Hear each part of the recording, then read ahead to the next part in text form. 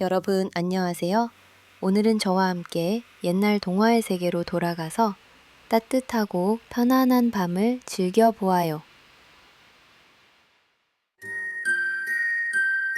이야기 1.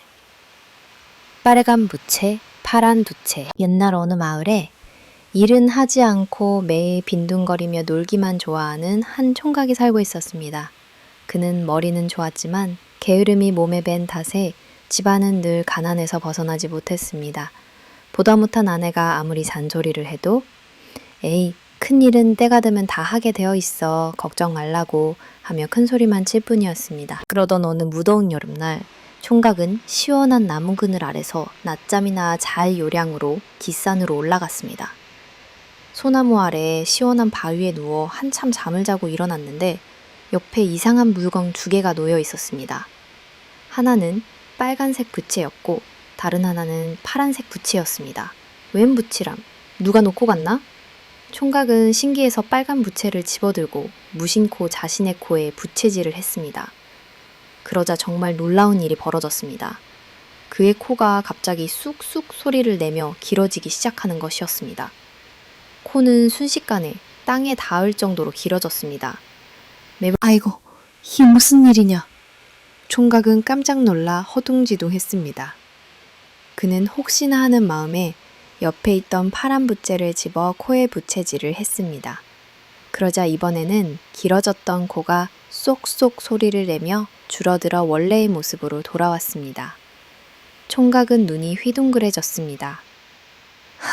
이것은 보통 물건이 아니구나.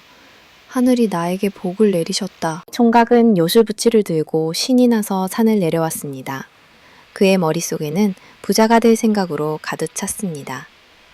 그는 곧장 마을에서 가장 큰 부잣집으로 향했습니다. 그 집 영감은 소문난 구두쇠로 돈은 산더미처럼 쌓아놓고도 남에게 쌀 한 톨 베푸는 법이 없었습니다. 총각은 담벼락에 숨어서 부자가 마당을 거닐기만을 기다렸습니다. 마침내 부자가 나오자 총각은 담 너머로 몰래 빨간 부채를 꺼내 부자의 코를 향해 살살 부채질을 했습니다. 그러자 부자의 코가 하늘 높은 줄 모르고 길어지기 시작했습니다. 코는 마당을 가로질러 지붕을 넘고 구름을 뚫을 기세로 솟아올랐습니다. 부자는 비명을 지르며 어쩔 줄을 몰라 했습니다. 온 집안이 발칵 뒤집혔고 나라에서 용하다는 의원들이 모두 달려왔지만 아무도 그 병을 고치지 못했습니다. 부자는 자신의 코를 원래대로 고쳐주는 사람에게 재산의 절반을 주겠다는 방을 내걸었습니다. 이때 총각이 의원인 척 나타났습니다. 제가 그 병을 고쳐보겠습니다. 그는 아무도 모르게 파란 구채를 꺼내 부자의 코에 살살 부채질을 했습니다. 그러자 하늘까지 닿았던 코가 스르르 줄어들어 원래대로 돌아왔습니다.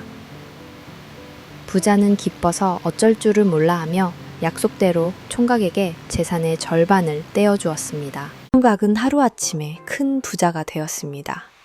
그는 더 큰 부자가 되고 싶은 욕심에 한양으로 올라가 임금님을 상대로 똑같은 장난을 쳤습니다.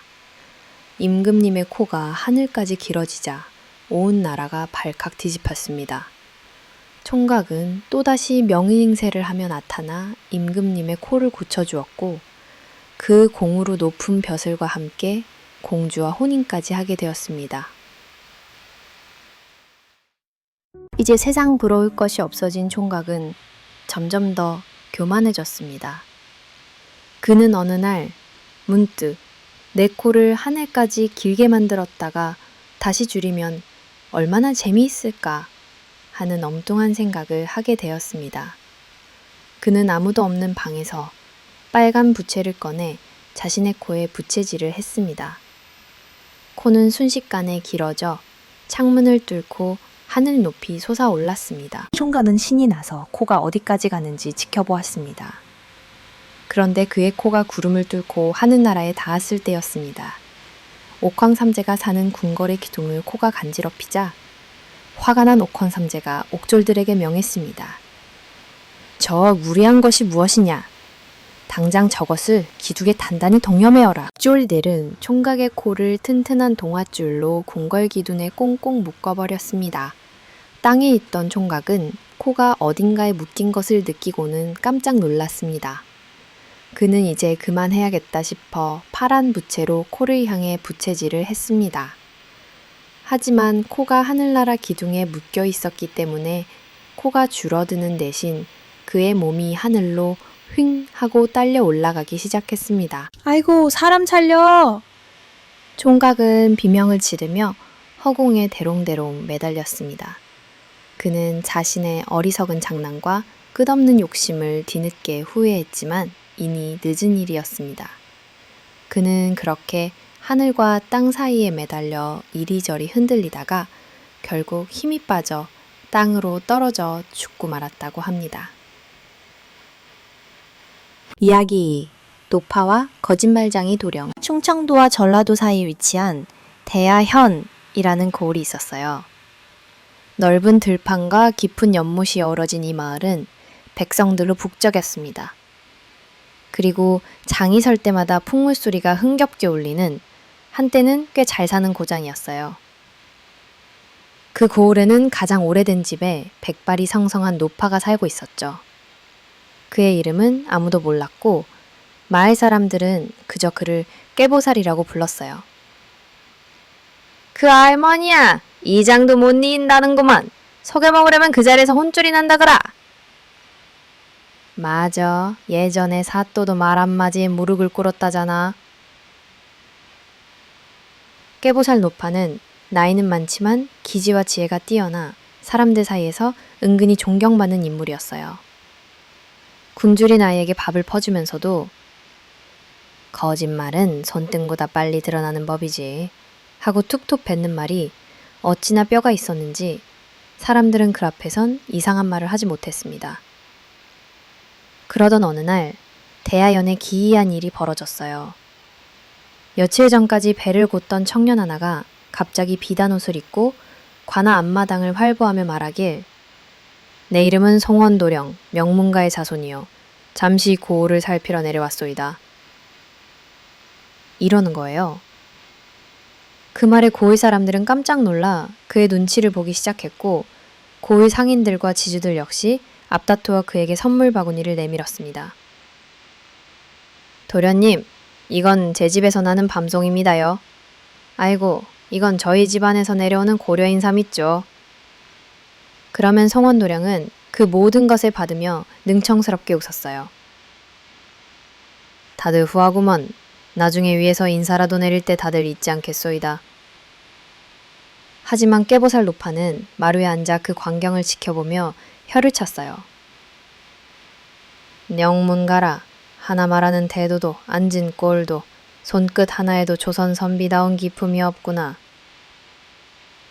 그러고 며칠 뒤에 송원도령이 관아마당에서 고을 백성들을 상대로 제주를 부리며 연설을 했습니다.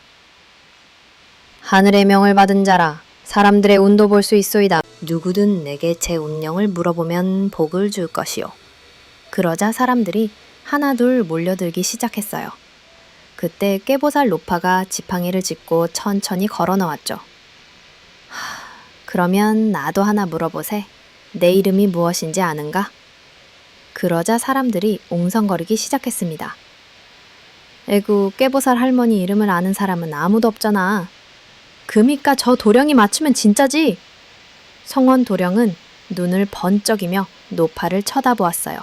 그러더니 이렇게 말했죠.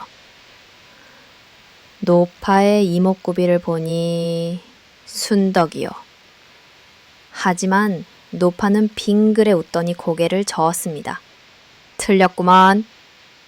구령은 당황하지 않고 다시 말을 이었어요. 하면 복희? 에이, 또 틀렸구만. 내 이름을 3번에 못 맞히면 내게 3가지 소원을 들어주기로 하겠소? 그러자 성원도령은 사람들의 시선을 의식하며 웃으며 고개를 끄덕였어요. 3번 안에 맞히면 내 복이요. 못 맞히면 어르신 뜻대로 하시지요. 슬기배령은 3번의 기회를 모두 틀렸고 노파는 천천히 손을 내밀며 말했어요. 숨부터 소원을 말하리라. 도령이 진짜 누구인지 이 자리에서 밝히시오. 도령은 무척 당황했지만 당장 말을 바꾸면 체면이 말이 아니었습니다.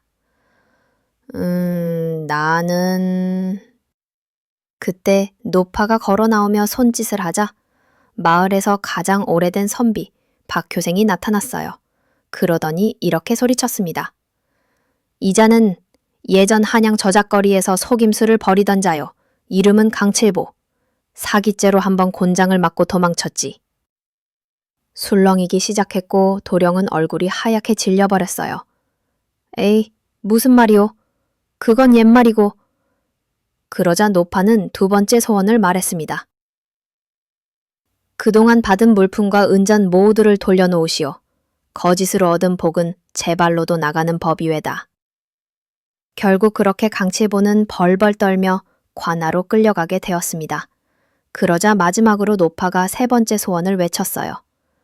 이 말을 사또에게 전하시오. 이런 거짓에 놀아날 정도로 눈이 흐려졌다면 자리에서 물러나야 하지 않겠느냐고. 사또는 그 말에 얼굴이 벌겋게 달아올랐고 고개를 숙인 채 관직을 내놓고 물러났습니다. 며칠 뒤에 꾀보살 노파는 마을 잔치에 불려나갔어요. 그때 백성들이 말했죠. 아코파니의 꾀 하나로 고을이 살았소이다. 노파님 덕분에 이 고을은 더 이상 속지 않을 거요. 그러자 노파는 조용히 웃으며 이렇게 말했어요. 세상은 겉모습으로 사람을 속이고 이름으로 속이기도 하오. 허나 진짜 꾀란 남을 해치지 않으면서도 거짓을 꿰뚫는 눈이지요. 그 후로도 꾀보살 노파는 마을에 남아 아이들에게 바른 말씨와 진실의 중요성을 가르쳤습니다. 그리고 어느 해에 조용히 세상을 떠났어요. 하지만 연꽃피는 장마철마다 마을 사람들은 강가의 정자에 모여 그녀를 기리며 말했죠. 거짓을 이긴 지혜. 그건 바로 꾀보살 노파의 유산이라고 말이죠. 이야기 3.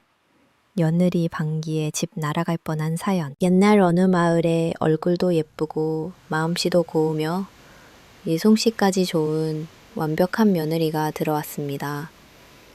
시부모님은 그런 며느리가 대견하고 사랑스러워 입이 마르도록 칭찬했습니다. 하지만 이 며느리에게는 누구에게도 말 못할 비밀이 하나 있었습니다. 바로 엄청난 위력을 가진 방귀였습니다. 그녀가 한번 방귀를 뀌었다 하면 태풍이 부는 것처럼 온 집안이 흔들리고 물건들이 날아갈 정도였습니다. 그녀는 이 비밀이 탄로나 시댁에서 쫓겨날까봐 두려웠습니다. 그래서 시집온 첫날부터 억지로 방귀를 꾹꾹 참았습니다. 맛있는 음식을 앞에 두고도 제대로 먹지 못했고 밤에도 편히 잠을 이루지 못했습니다. 그렇게 하루 이틀 3년이라는 세월이 흘렀습니다.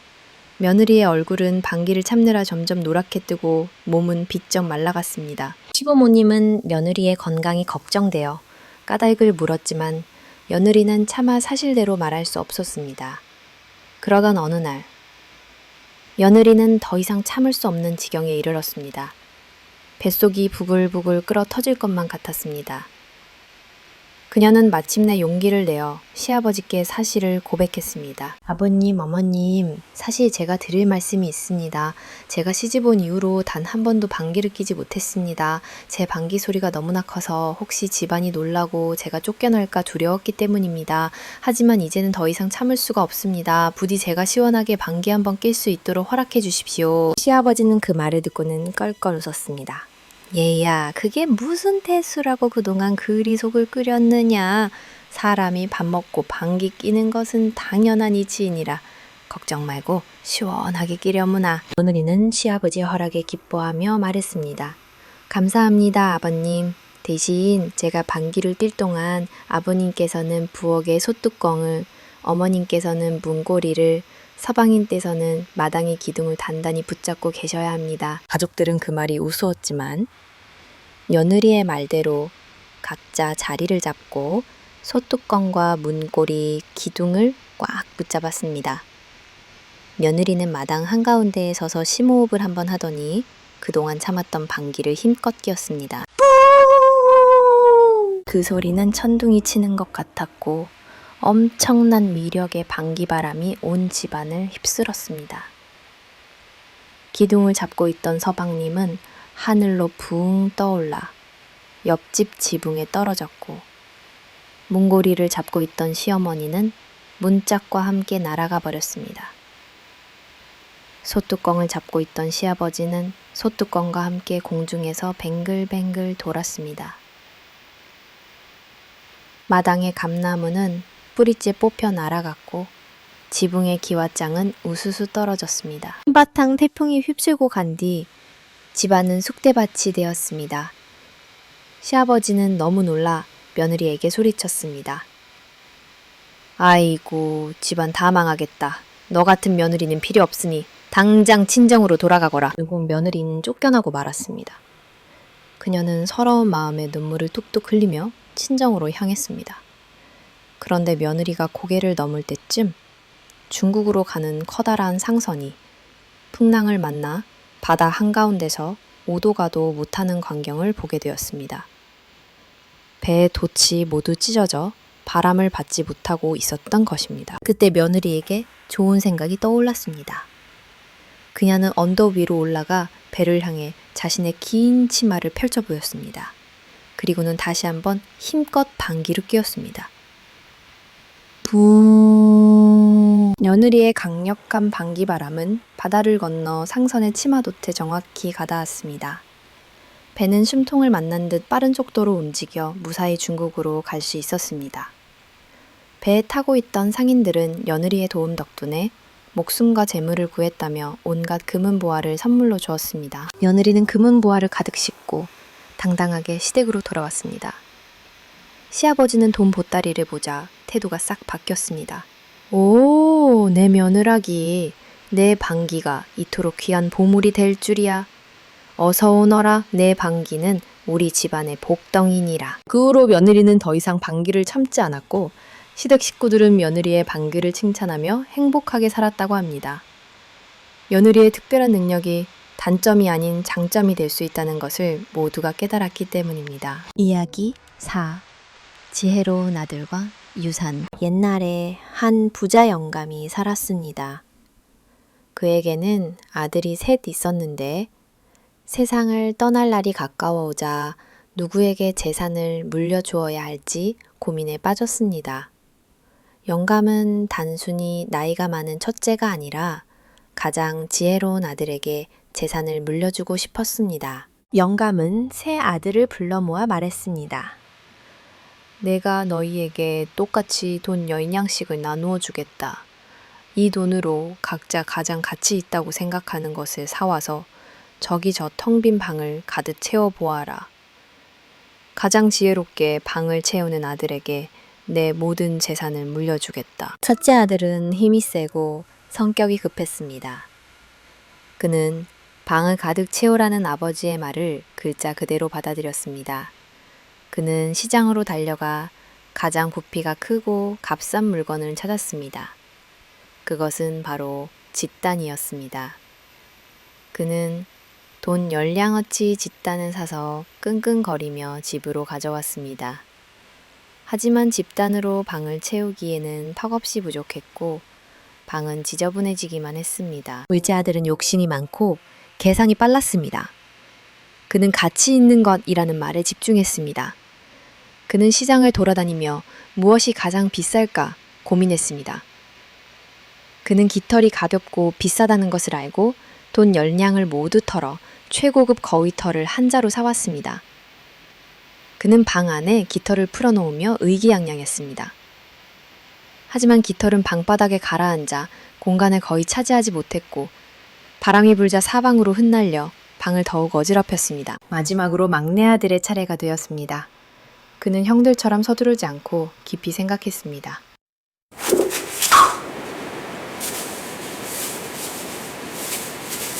그는 시장을 한참 동안 돌아다니다가 마침내 무언가를 결심한 듯 단 한 푼짜리 초 하나와 성냥 한 개를 샀습니다.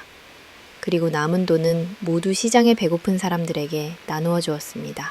집으로 돌아온 막내 아들이 빈손인 것을 보고 형들은 비웃었습니다. 저런 바보 같으니 돈을 다 써버리고 빈손으로 오다니. 막내 아들은 아무 말 없이 텅 빈 방으로 들어갔습니다. 그는 방 한가운데에 작은 초를 세우고 성냥으로 불을 밝혔습니다. 그러자 작고 희미했던 촛불이 순식간에 방 안의 모든 어둠을 몰아내고 방 전체를 따뜻하고 환한 빛으로 가득 채웠습니다. 이 광경을 지켜보던 아버지는 막내 아들의 지혜에 감탄하며 눈물을 글썽였습니다. 옳거니 네가 바로 내 아들이다. 첫째는 보이는 것만 채우려 했고 둘째는 물질의 가치만 쫓았구나. 하지만 너는 가장 적은 것으로 가장 중요한 가치인 빛과 온기를 방 안에 가득 채웠다. 너야말로 내 재산을 물려받을 자격이 있다. 아버지는 약속대로 막내 아들에게 모든 재산을 물려주었습니다. 막내 아들은 지혜롭게 재산을 관리하며 형들을 돌보고 가난한 사람들을 돕는 데 힘써 모든 사람의 존경을 받는 큰 인물이 되었다고 합니다. 이야기 5.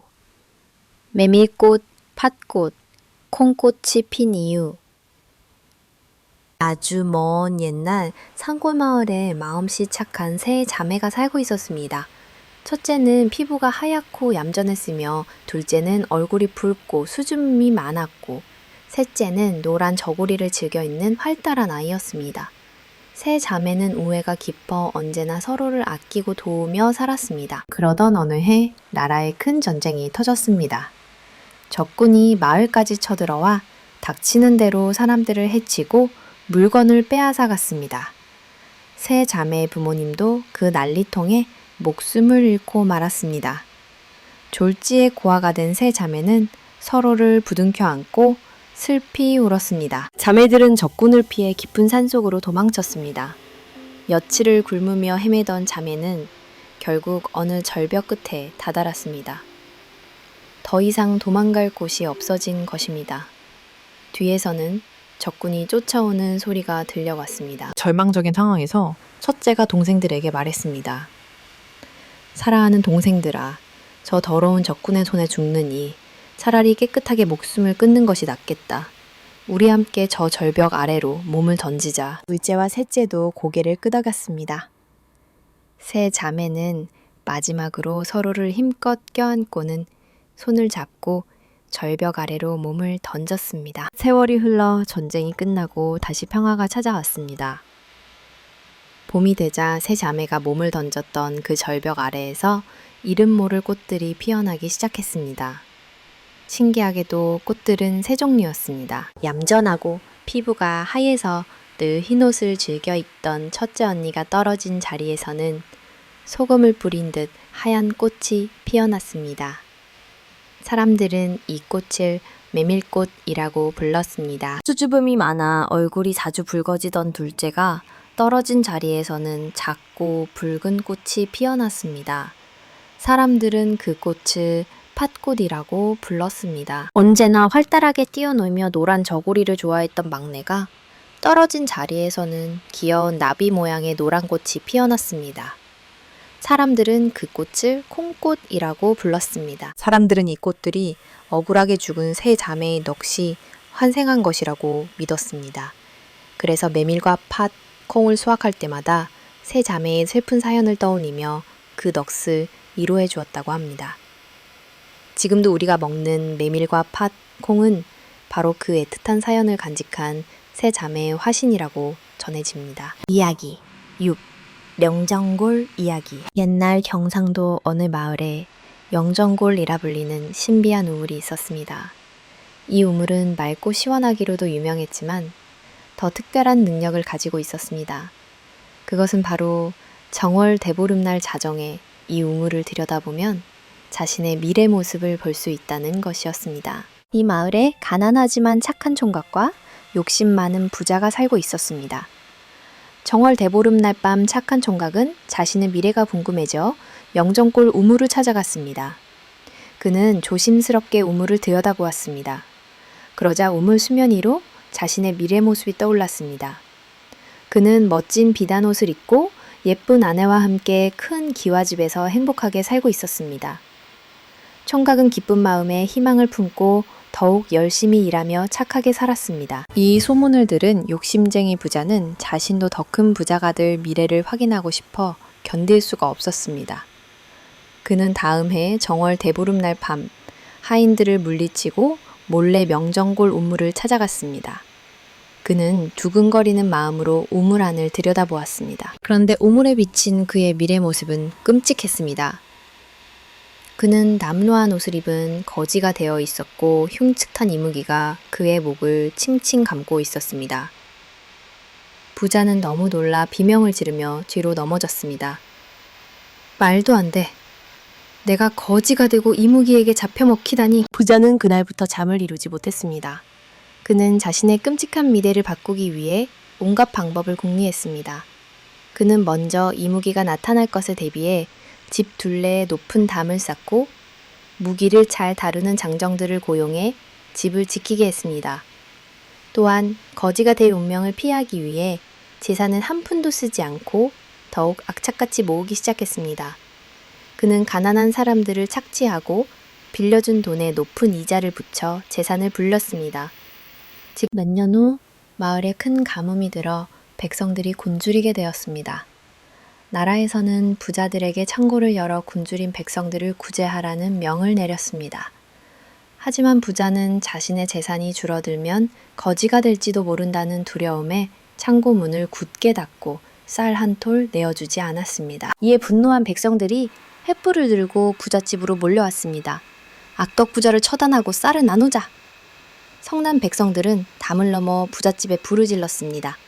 집은 순식간에 화염에 휩싸였습니다. 부자는 집을 지키던 장정들과 함께 겨우 목숨만 건져 도망쳤지만 평생 모은 재산은 잿더미가 되고 말았습니다. 하루아침에 알거지가 된 부자는 남루한 옷을 입고 정처 없이 떠돌아 다녔습니다. 그러다 어느 강가에 이르렀는데 그곳에서 한 아름다운 처녀를 만났습니다. 처녀는 부자의 딱한 사정을 듣고는 자신의 집으로 데려가 밥을 주며 친절하게 대해주었습니다. 부자는 오랜만에 느끼는 따뜻함에 감동하여 처녀에게 청혼했고 처녀는 그의 청혼을 받아들였습니다. 부자는 이제 다시 행복해질 수 있다고 생각했습니다. 하지만 혼례를 치른 첫날 밤 아내가 된 처녀가 갑자기 거대한 이무기로 변하는 것이 아니겠습니까? 사실 그녀는 강에 사는 이무기가 변신한 것이었습니다. 이무기는 부자의 목을 칭칭 감으며 말했습니다. 내 놈이 우물에서 본 것이 바로 나다. 너는 네 운명을 피하려 발버둥 쳤지만 결국 네 자신의 탐욕과 이기심 때문에 스스로 운명 속으로 걸어 들어온 것이다. 결국 부자는 우물에서 본 그대로 이무기에게 잡아먹히고 말았습니다. 한편 착한 총각은 우물에서 본 미래처럼 성실하게 일한 끝에 정말로 부자가 되어 예쁜 아내와 함께 행복하게 살았다고 합니다. 이 이야기는 미래는 정해져 있는 것이 아니라 현재를 어떻게 사느냐에 따라 만들어진다는 교훈을 줍니다. 이야기 7. 해파리가 뼈가 없어진 사연. 주번 옛날 남해바다 깊은 곳에는 화려한 용궁이 있었습니다. 용궁을 다스리는 용왕에게는 외동딸이 하나 있었는데 어느 날 공주가 원인 모를 큰 병에 걸리고 말았습니다. 용왕은 온갖 명약을 구해다 먹였지만 공주의 병은 나아질 기미가 보이지 않았습니다. 걱정에 빠진 용왕에게 한 늙은 거북이가 아뢰었습니다.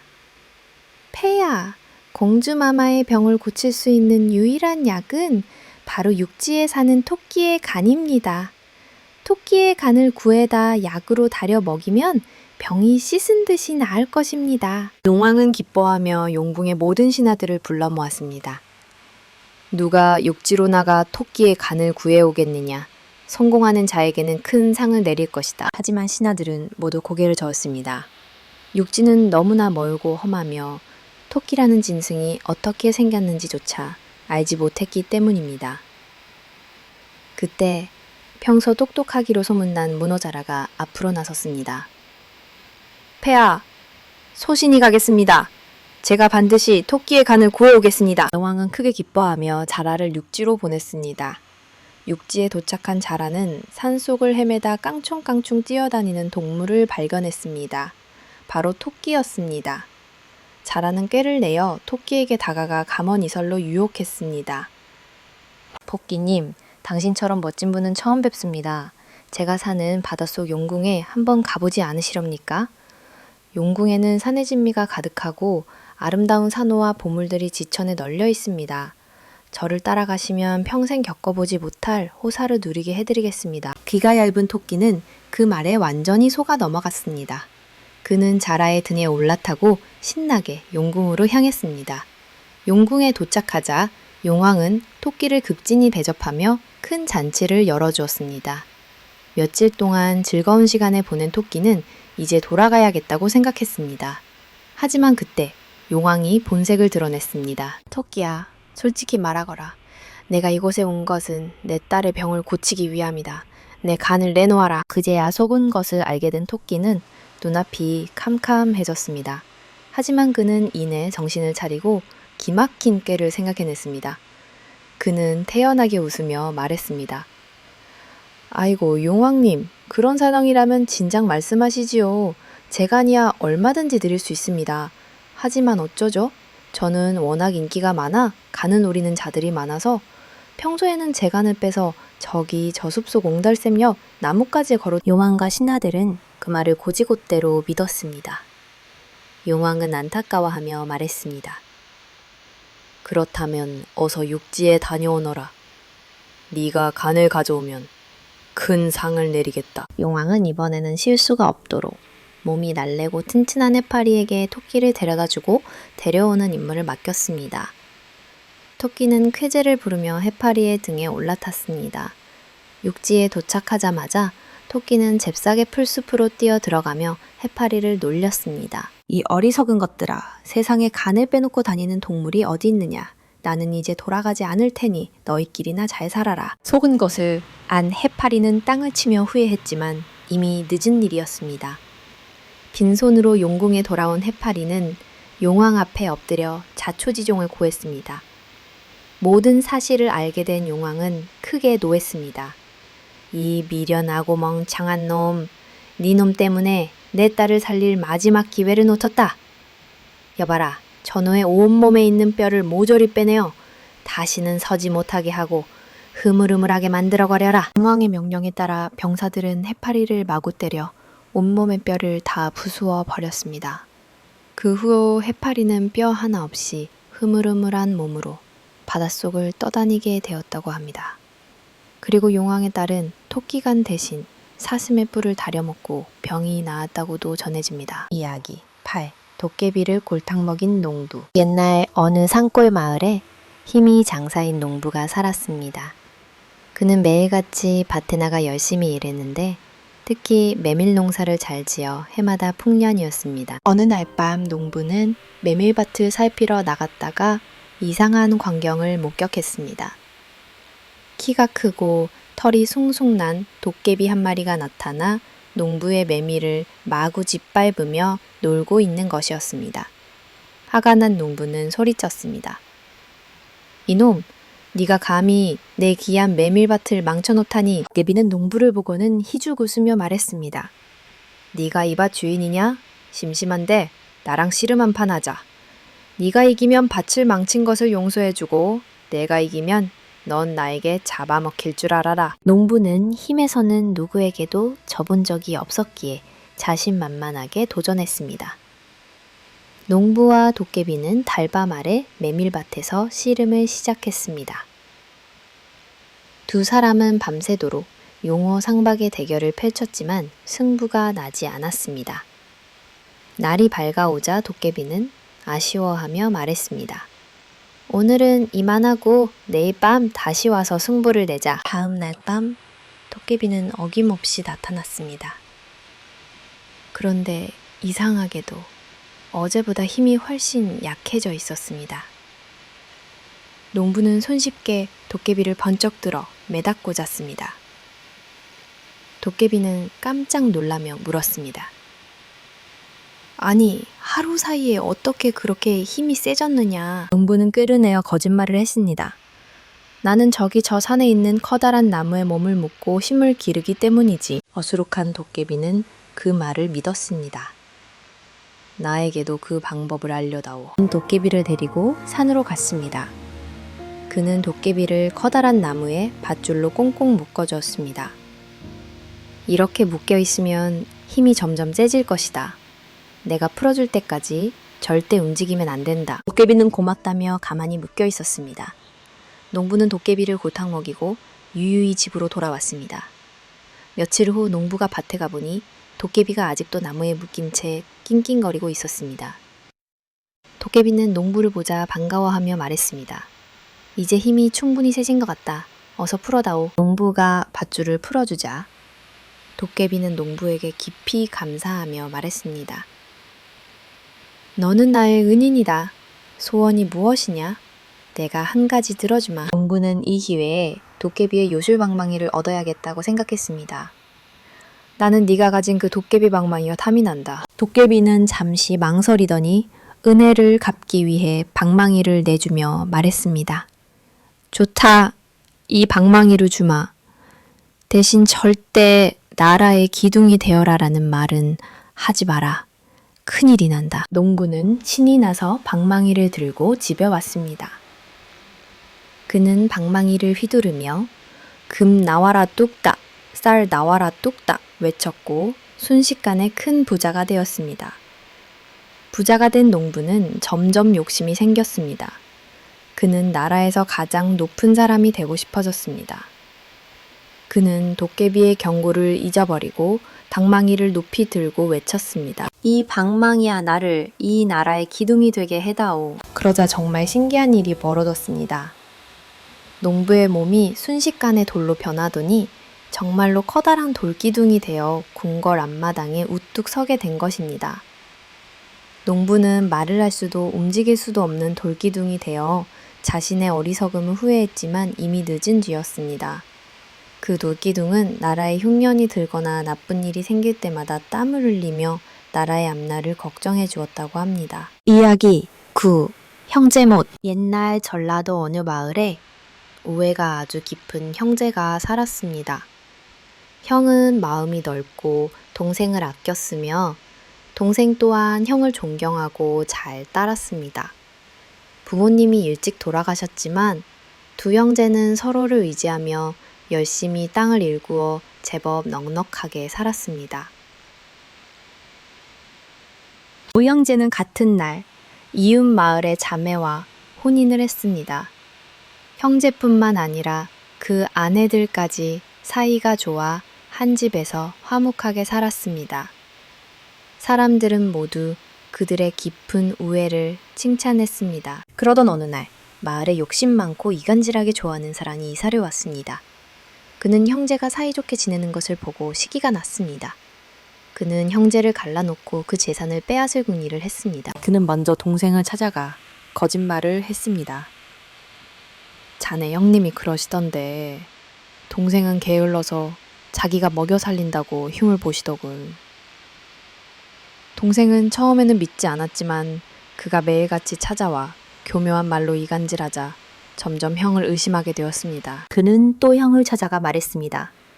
자네 동생이 그러던데 형은 무능해서 자신이 없으면 집안이 망할 거라고 하더군. 형 역시 처음에는 펄쩍 뛰었지만 계속되는 거짓말에 동생이 정말 그런 생각을 하는 것은 아닌지 의심의 싹이 트기 시작했습니다. 사소한 오해와 의심은 점점 커져갔습니다. 예전에는 살갑게 대하던 형제는 서로 얼굴을 마주치면 딴청을 피우기 시작했고 대화도 사라졌습니다. 함께 일하던 밭도 따로 일구기 시작했고 결국에는 집안의 재산을 나누어 담을 쌓고 살게 되었습니다. 그들의 아내들도 남편들을 따라 서로를 미워하게 되었습니다. 한때 화목했던 집안은 차가운 냉기와 불신으로 가득 찼습니다. 그러던 어느 해 겨울, 동생이 사는 초가집에 불이 났습니다. 불길은 순식간에 번져 집과 재산을 모두 태워버렸습니다.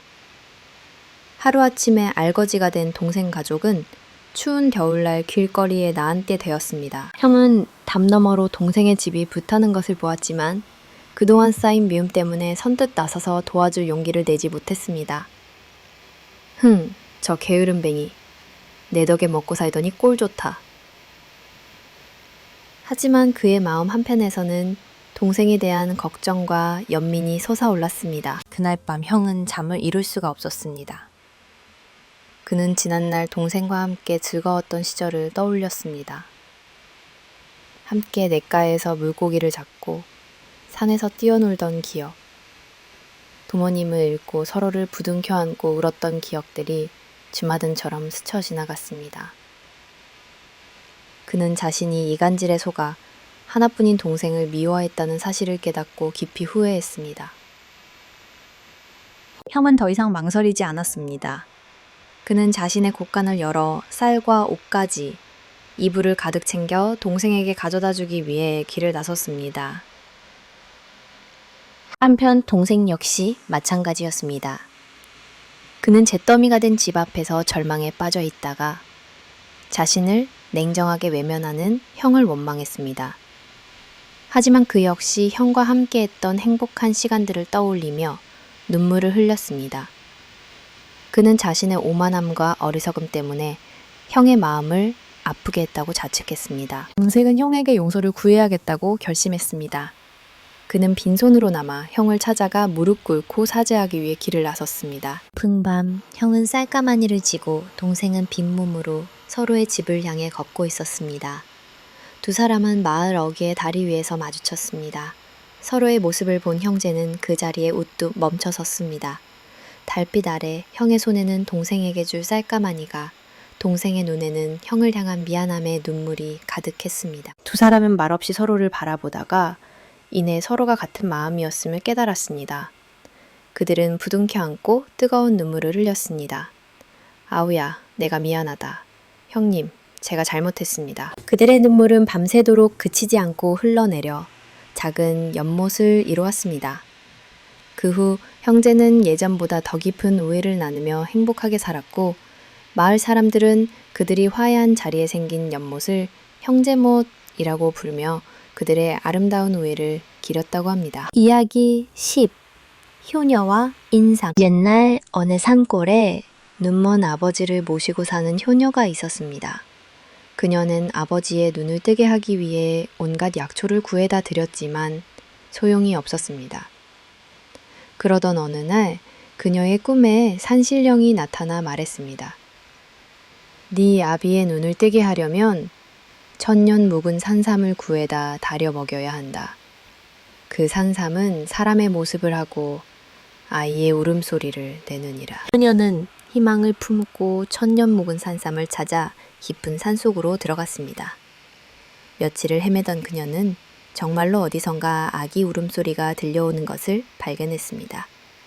소리를 따라가 보니 커다란 바위 밑에서 사람의 모습을 한 작은 뿌리가 울고 있었습니다. 바로 산삼이었습니다. 효녀는 기뻐하며 산삼을 캐려고 했습니다.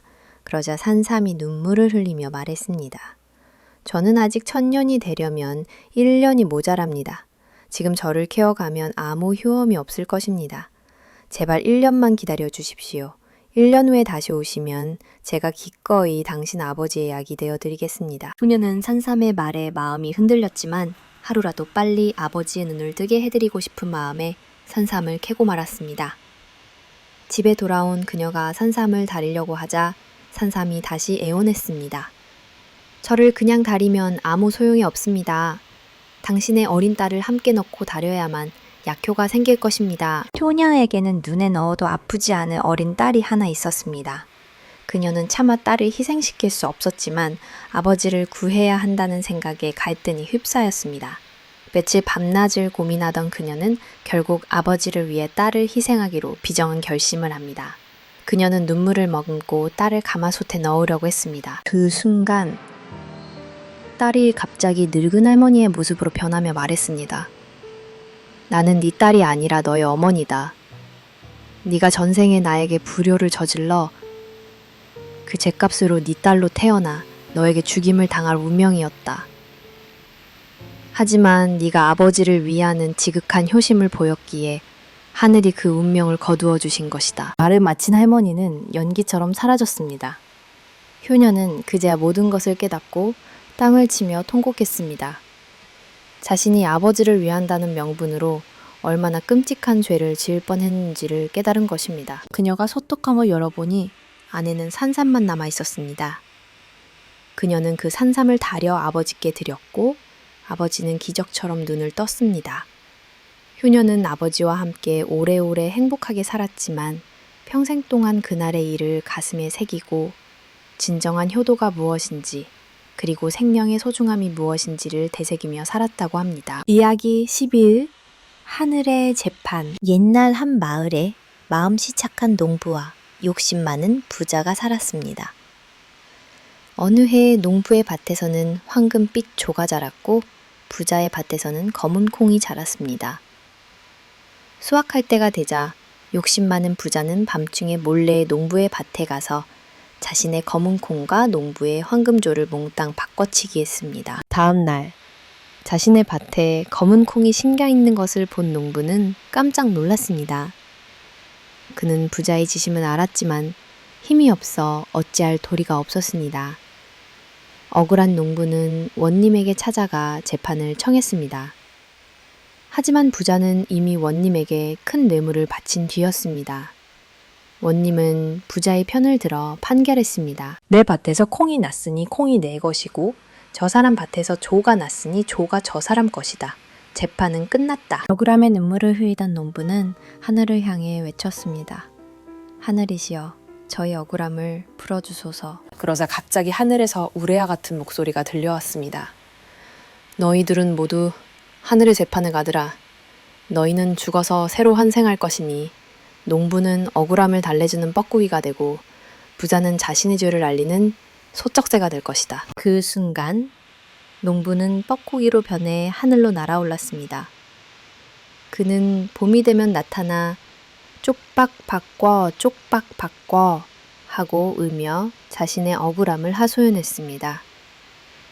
여기서 쪽박은 조와 콩을 의미합니다. 부자는 소쩍새로 변했습니다. 그는 자신의 죄가 두려워 밤에만 나타나 소쩍 소쩍 하고 울었습니다. 이 소리는 마치 솥이 작다고 들렸는데 이는 농부의 조를 훔쳐 밥을 해먹을 솥이 작다고 한탄하는 소리라고 합니다.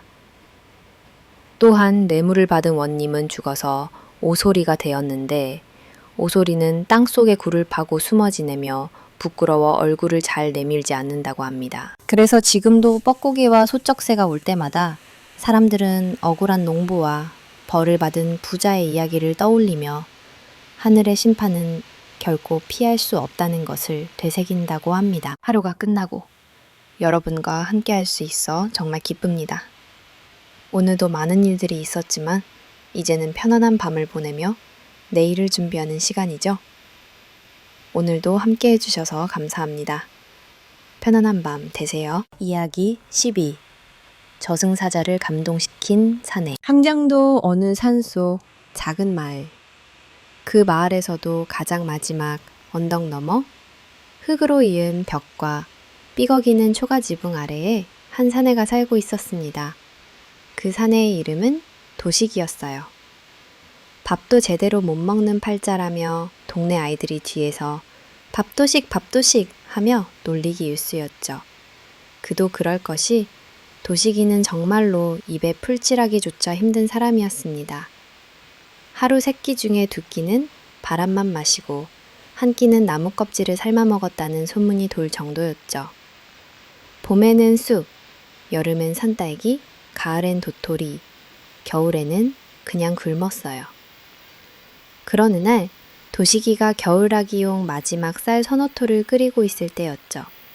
갑자기 바람이 문짝을 밀어 열더니 온몸을 검게 감싼 사내가 안으로 쑥 들어왔습니다. 도하프, 따라오너라. 네 수명이 다 되었다. 도식이는 깜짝 놀라 멍하니 그를 바라보았어요. 그리고 물었죠. 그쪽은 누구시오? 나는 저승사자다. 그래요? 아니 그런데 벌써요? 지금이 제때이니라. 네 명줄은 오늘로써 끝이니라. 그제야 아궁이 앞에 놓인 누런 쌀알들을 떠올렸습니다. 저기 혹시 쌀서대만 끓여 먹고 가면 안 되겠소? 논사자는 이상하다는 듯이 고개를 갸웃했죠. 그것이 네 유언이더냐?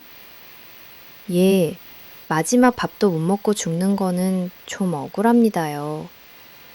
그 말에 사자는 어이가 없으면서도 짠한 마음이 들었어요. 그래서 연민 섞인 눈빛으로 이렇게 말했습니다.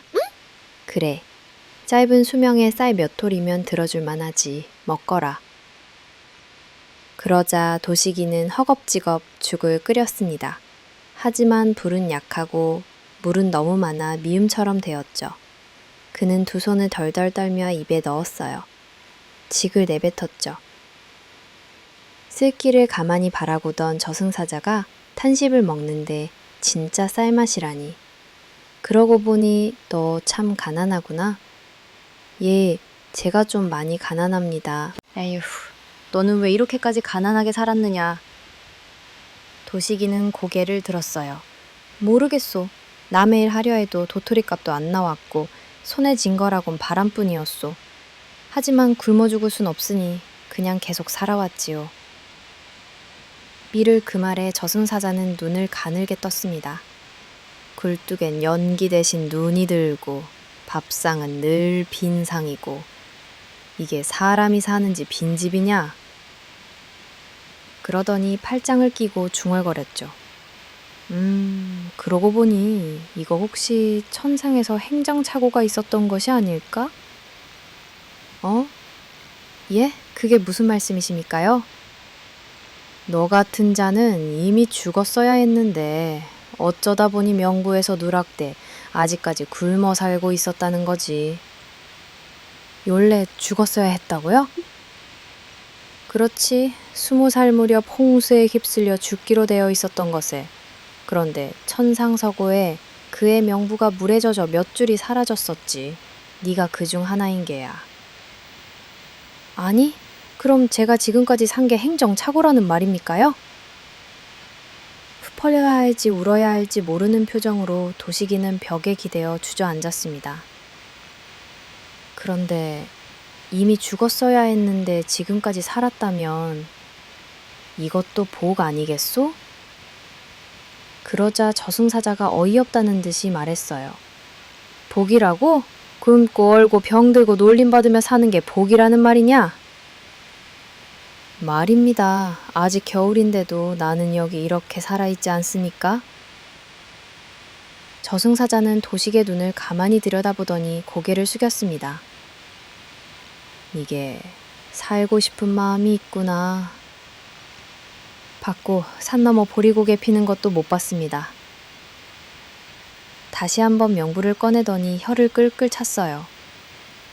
명부에 이렇게까지 끝까지 살아남으리라 적힌 사람은 드물구나. 너도 참 대단하다. 그러고는 도식 앞으로 손바닥을 내밀었죠. 좋다. 너의 명줄을 연장해주마. 하지만 조건이 있다. 아, 예. 조건이요? 내가 살려주는 대신 이 마을 사람들 중 누구도 굶어 죽지 않게 하라. 너처럼 살지 않게. 그 말을 듣고 도식이는 놀라서 말했어요. 에? 아니, 제가 그런 걸 어떻게... 그건 네가 알아서 할 일이고 저승사자는 바쁜 몸이야. 다음 영혼을 데리러 가야 하거든. 그렇게 그 말과 함께 저승사자는 사라져 버렸습니다. 도식이는 눈만 껌뻑이며 빈집에 남겨졌어요. 그리고 그날 밤 도식이는 잠을 자지 못했죠. 이 마을 사람들을 굶기지 말라는 사자의 말이 마음을 무겁게 했습니다. 그러다 갑자기 머리가 번뜩했죠. 그래, 나처럼 사는 법을 알려주자. 가난해도 굶지 않는 법을. 그렇게 그 다음 날부터 도식이는 마을을 돌아다니며 말했습니다. 산에 쑥이 났소. 내가 어디 있는지 알려드리겠소. 도토리 고르는 법은 내가 잘 압니다. 고운 건 미음으로, 딱딱한 건 말려두면 좋소. 사람들은 처음엔 그를 미쳤다고 수군거렸지만 도식이가 알려주는 대로 따라하니 생각보다 도움이 되었어요. 어느덧 한 달, 두 달, 세 달. 도식이는 마을에서 풀밥 스승이라 불리게 되었고 아이들까지도 그의 곁에 따르게 되었습니다. 그리고 어느 봄날 양반댁에서 흘러나온 쌀 한 가마니가 그의 문 앞에 놓여 있었죠. 도식이 꺼보게 자네 덕에 우리 며느리가 산후에 굶지 않고 버텼다네. 그 편지를 본 도식이는 코끝이 찡했어요. 그리고 그해 여름 도식이는 조촐한 굴뚝을 가진 새 집으로 이사했습니다. 이웃들이 손수 지어준 집이었어요. 굴뚝에서는 연기가 나고 아이들의 웃음이 가득했으며 쌀이 끓는 냄새가 퍼졌죠. 그리고 그해 가을 도식이가 무심코 문을 여는데 그 앞에 저승사자가 다시 와 있었습니다.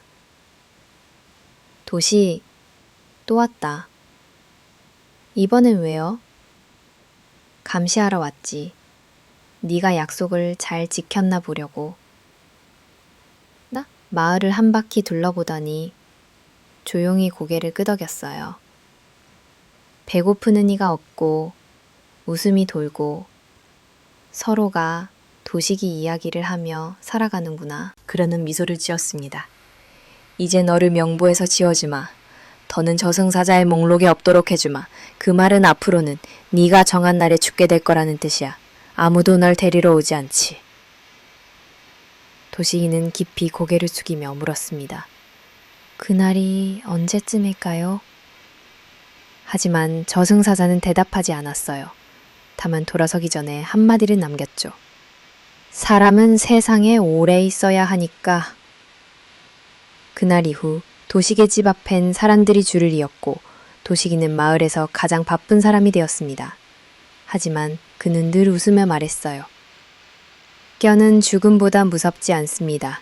하지만 마음을 나누는 건 그보다 더 무섭지요. 이렇게는 자신을 죽이러 온 저승사자조차 감탄하게 만든 가난을 이긴 사내로 마을 사람들의 가슴에 오래도록 남게 되었답니다. 이야기 13. 하늘을 나는 조끼. 옛날 옛적 우리나라하고 이웃나라하고 사이가 좋지 않을 때 이야기를 합니다. 이웃나라에서 해마다 우리나라 처녀 총각 300명씩을 잡아갔어요. 왜 잡아갔는고 하니 일꾼으로 부려먹기 위해서였죠. 어쨌든 해마다 사람 잡는 사신이 왔다고 하면 온 나라가 그냥 초상집이 되었습니다. 집집마다 멀쩡한 아들딸을 빼앗기고 땅을 치며 오는데 그게 초상집이 아니면 뭐가 초상집이겠어요. 이래서 온 나라가 근심에 잠겨 있는데 이때 금강산에서 도닦는 스님 하나가 나섰죠. 잡혀간 사람들을 내가 가서 데려오겠소. 스님은 혼자서 조그만 배를 타고 바다를 건너 이웃나라로 갔어요. 가니까 그 나라 사람들이 이 스님을 시험하려고 배에서 막 내리는 스님한테 화살을 마구 쏘아대기 시작했습니다. 그런데 스님은 비 오듯이 쏟아지는 화살을 손으로 다 받아서 하나씩 뚝뚝 분질러거리는 거예요. 그걸 보고 그 나라 사람들이 모두 깜짝 놀랐죠. 애오르니 또 시험을 하려고 쇠못을 불에 벌겋게 달궈가지고 길바닥에 거꾸로 잔뜩 꽂아두었어요. 그런데 스님은 태연하게 맨발로 못 위를 걸어갔습니다. 그래도 발에 흠집 하나 안 생기고 피 한 방울이 안 났어요. 이걸 보고 사람들은 더 놀랐죠. 참으로 대단한 스님이로구나. 저런 사람을 살려뒀다가는 큰일 나겠어. 이웃나라 사람이 쏙덕쏙덕 의논한 끝에 스님을 죽이기로 했습니다. 그래서 그날 밤 스님을 모시는 척하면서 새로 만든 방에 가두었어요. 그래놓고 아궁이에다가 마구 장작불을 뗐죠. 밤새도록 불을 떼니 새가 빨갛게 달아오를 게 아니겠어요? 방바닥이고 바람벽이고 천장이고 온통 시뻘겋게 달아오르는 거였습니다. 그렇게 사흘 밤낮 동안 불을 뗐어요. 이제는 불에 타 죽었겠지. 이렇게 생각하고 나흘째 되는 날 사람들은 방문을 열어보았습니다. 그랬더니 이게 어찌 된 일일까요? 스님이 아랫목에 책상 다리를 하고 앉아 있는데 온몸에 성에가 하얗게 끼고 옷고름에 고드름이 주렁주렁 매달려 있었어요. 이거 춥다. 얘들아, 불 좀 더 떼라. 하면서 말이죠. 그걸 보고 사람들은 그만 놀라 자빠졌습니다. 그 다음 날, 이번에는 스님을 얼음집에 가두었어요. 그래놓고 밤새도록 찬물을 끼얹었죠. 얼음이 꽁꽁 얼어붙으라고 말이에요. 그렇게 사흘 밤낮 동안 얼음을 얼렸습니다. 이제는 얼어 죽었겠지? 이렇게 생각하고 나흘째 되는 날 사람들이 방문을 열어봤어요. 그랬더니 어떻게 되었을까요? 스님이 윗목에 앉아 땀을 뻘뻘 흘리면서 연신 부채질을 하고 있었습니다. 아이고 더워라, 얘들아 찬물 좀 더 끼얹어라 하면서 말이죠. 그걸 보고 사람들은 그만 또 놀라 자빠졌어요. 이래도 안 되고 저래도 안 되고 아무리 해도 안 되니 이웃나라 임금은 그만 항복을 하고 말았습니다. 그리고 스님에게 제발 돌아가 달라고 애걸복걸했어요. 너희들이 잡아간 우리나라 사람들을 다 풀어주면 돌아가겠다 하니까 그래서 다 풀어주었습니다. 이렇게 해서 처녀 총각을 다 구해가지고 돌아왔어요. 그 뒤로는 이웃나라에서 우리를 함부로 하지 못했다고 합니다.